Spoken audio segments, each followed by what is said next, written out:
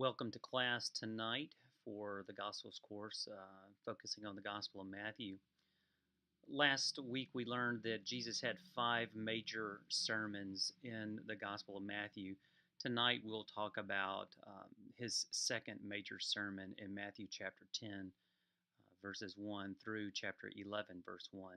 And this is where we look at Matthew creating a characterization of the other. Both Gentiles and Jews that are not within his community. And he uses Jesus' sermon to do this. This video lecture won't be long tonight, but there's going to be a lot of material for you to cover in your readings. I have questions that are in this presentation, but I've also uploaded them to our e-learning site so that you can print them out and see those questions in front of you.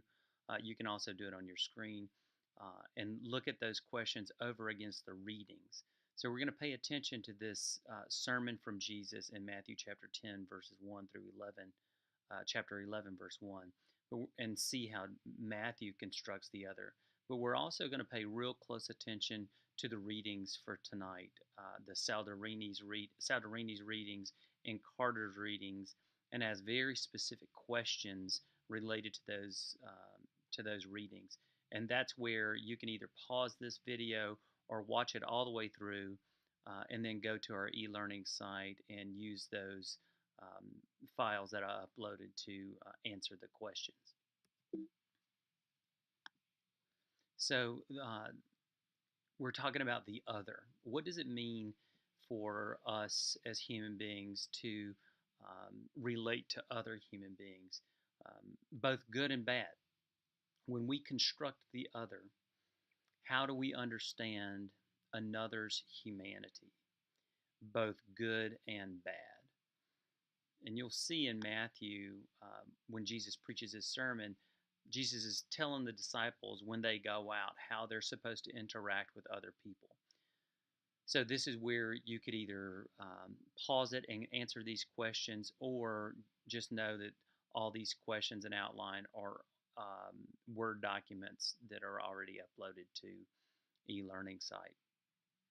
Verses 1 through 4 provide the setting where Jesus' sermon happens, and then verses 5 through 15 deal with the mission. So in your own time, out beyond this lecture, you will need to answer these questions. To whom are they sent and not sent, specifically the disciples? What are they to proclaim? What are they to do? The next main section is verses 16 through 25, coming persecutions. How should the disciples prepare to be treated? Who will betray whom? Next section, whom to fear. Who should the disciples fear and why? How are they compared to sparrows? It's a real interesting questions, and you'll see in Jesus' sermons in this process, Matthew's kind of drawing a line around his community and defining who's in and who's out, and how those who are in are supposed to act. And then in these verses 34 through 39 is probably the most provocative verses in the entire Gospel of Matthew, where Jesus says, I have not come to bring peace but a sword. Does this fly in the face of Jesus' Sermon on the Mount, the first sermon he preaches when he talks about love your enemies? It's an interesting question to pursue. And finally, what are the rewards in verses 40 through 42?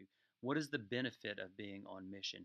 How does this second major sermon or discourse relate to the Matthean community in Antioch, or Matthew's community in Antioch? So look at these questions, pull them off the e-learning site, and read through the text itself while you answer it.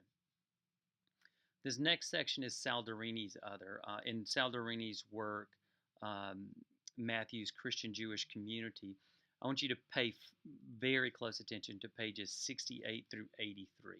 Now, these readings, both in Saldarini and Carter, will help you on your midterm, so it's worth the time you spend on it. But here are some discussion questions for Saldarini's other. I think this title of this section is Matthew's Horizon, the Nations. Saldarini's other. So characterization of non-Jews. Saldarini describes in pages 68 through 75 how Matthew characterizes Gentiles in his gospel. So read through Saldarini, pages 68 through 70, and answer these questions. Who were the four Gentile women in Jesus' lineage? How is the story of the centurion's son used in chapter 8, verses 5 through 13? What story manifests the tensions felt over the admission of Gentiles into the Matthean group? The Matthean group is still wrestling with the problem of what? The non Jews who appear in Matthew's narrative are what? All these questions will help you, as you read through Saldarini, will help you get a much better understanding of what's going on in the Gospel of Matthew as Matthew negotiates the inclusion of Gentiles into this Jesus movement. Then you'll move on, once you answer those questions, move on to pages 75 through 70, the place of the non-Jewish world. What remains as part of Matthew's world despite his openness to non-Jews who respond to Jesus? Those pages will help you understand that. And then the next couple of pages, non-Jewish authorities.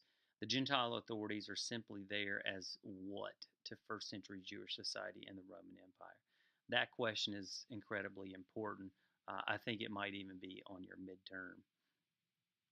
And then the meaning of ethne. Ethne is a Greek word, usually translates as the nations or as Gentiles. So read those 3 pages, 78 through 81 in Saldarini, and answer those 2 questions. What 4 considerations does Saldarini propose when analyzing ethne in Matthew? And then finally, Matthew's use of the Greek words ethnos, ethne, and ethnikos follow normal what? Find those answers there in those pages, and then read Saldarini's conclusion in pages 81 through 82. I think by dealing with the readings for class in this way, it certainly prepares you for your midterm in some profound ways, but it also gives you an idea of how Saldarini is interpreting the book of Matthew and probably what's actually going on in the gospel.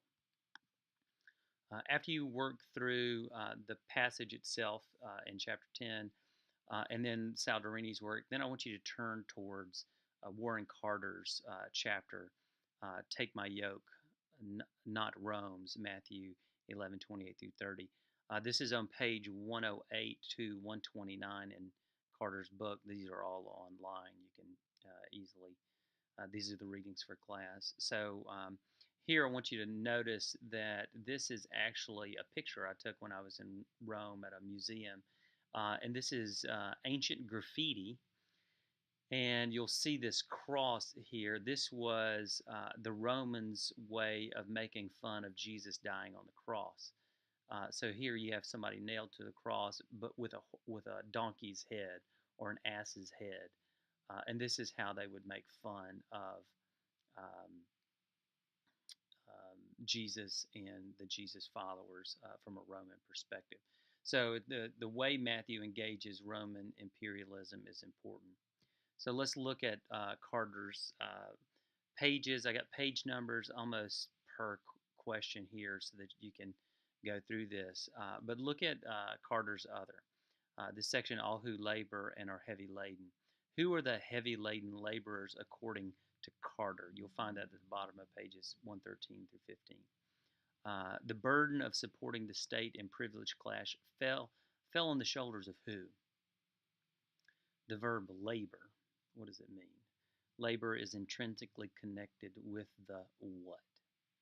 Imperial Rome dominates. Its domination system is antithetical to what? And then read that section, heavy laden or burdened. Who are the ones burdening the heavy laden? In extending its control, Rome turned who into allies? I will give you rest. What are the 3 overlapping ways rest is introduced? And then take my yoke. What are the 2 main ways yoke is used in the Septuagint or the Greek translation of the Hebrew Bible / Old Testament? And how is it used here in Matthew? My yoke is kind or good, and his burden is small. Fill in this blank as you read through Carter. So Jesus's yoke blank is kind and good, displaying God's mercy, justice, and compassion in liberating those who wearily toil and are burdened by Rome's imperialism. And then finally, look through this last couple of pages in 127 through 29 because it's important. Jesus' social and theological challenge to Rome. This is where Carter really, the meat and importance of Carter's work comes to bear, the way he summarizes this section and shows how Matthew's interpretation of the Jesus movement is certainly a challenge to Roman imperialism. So, in all three, both in chapter 10 of Matthew, in Saldarini's readings, and in Carter's readings, there is this construction of the other. Matthew's disciples are clearly defined and marked in that chapter. And then Saldarini shows how Matthew interacted between Judaism and non Judaism. And Carter specifically deals with the Roman Empire. And for a class like ours, that's a humanities course, the way the biblical author and the way the secondary authors deal with the other begs this question: how do we construct the other? Race, ethnicity, gender, sexuality, age, class, you just fill in the blank. What guides us as human beings when we construct the other? I know this is an election season, so we've heard a lot about immigration or illegal immigrants. What does it mean to construct the other like that?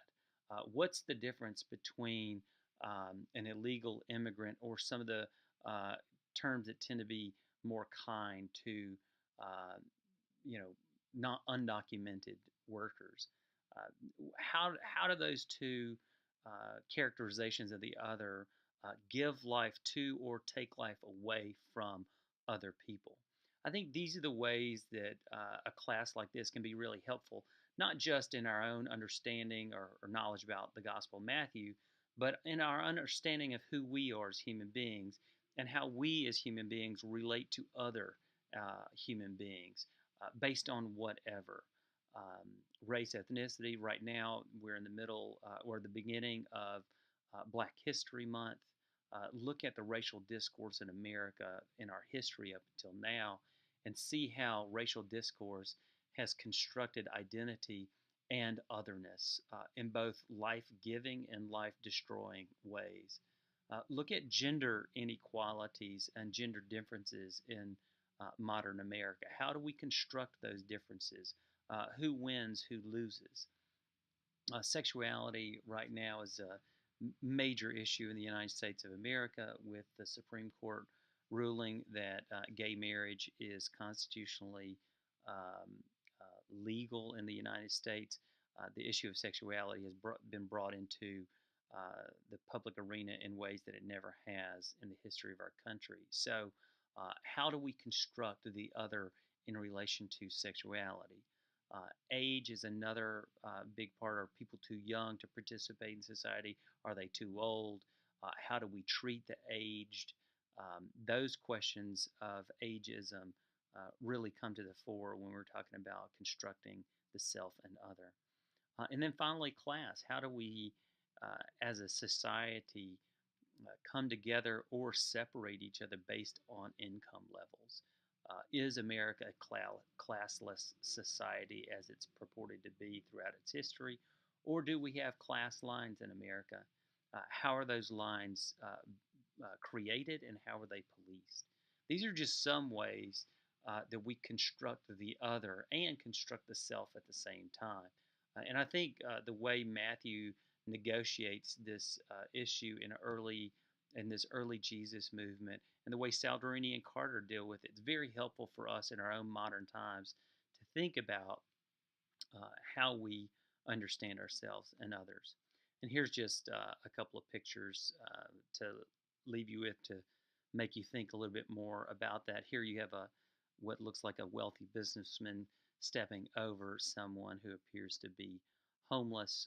At the top right, you have this progression of aging, what goes into aging, and how does it bring someone into and out of modern social norms. And at the bottom, you have this person who's kind of playing a trick, a gender trick, half woman, half male. It begs the question of the transgendered in America. So these are some ways that the study of the New Testament, a class like this, can help us think about our own modern dilemmas. I hope this short video is helpful. I know there's going to be a lot of work this week answering all those questions from those pages. Pay close attention in the readings. And this is the midterm week, so get your midterms turned in by Thursday. Take care.